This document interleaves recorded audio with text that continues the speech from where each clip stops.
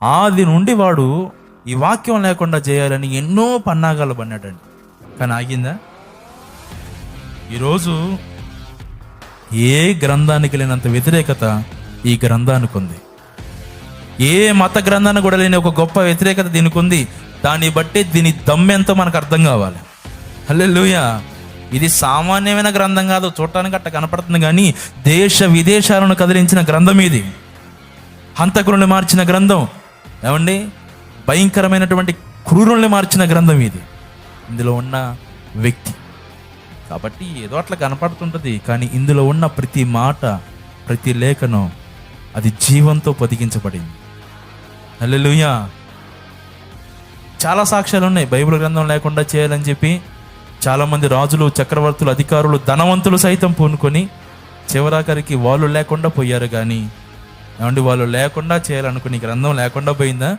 ఈ రోజుకు ప్రపంచంలో అత్యధికంగా అమ్మబడుతూ, కొనబడుతూ, పాటించబడుతున్న గ్రంథం ఏదైనా ఉంది అంటే అది పరిశుద్ధ దేవుని గ్రంథం మాత్రమే, బైబిల్, యేసు ప్రభు పుస్తకం మాత్రమే. ఇంకొక విషయం తెలుసా? ఒక్క భాషలో కాదు, వందలాది భాషలో ఈ గ్రంథం ప్రింట్ చేయబడుతూ ఉంది. హల్లెలూయా. ఏదో అట్లా మన చేతుల్లో ఆడ పెడితే ఆడ ఉంటుంది, ఎక్కడ పెడితే అక్కడ కదలకుండా ఉంటుంది. కాబట్టి మనకి దీని వాల్యూ అర్థం కావట్లేదు. కానీ దీనికోసం భక్తులు రక్తాలు చిందించారు, ప్రాణాలు కోల్పోయారు.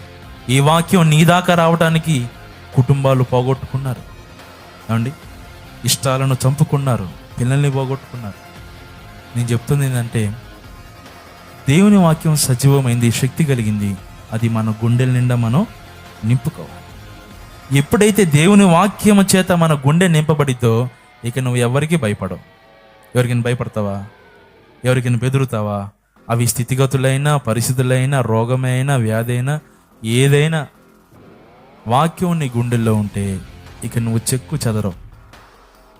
ఎందుకంటే ఈ వాక్యం నా దమ్ము ఉంది, శక్తి ఉంది, ఆ జీవం ఉంది.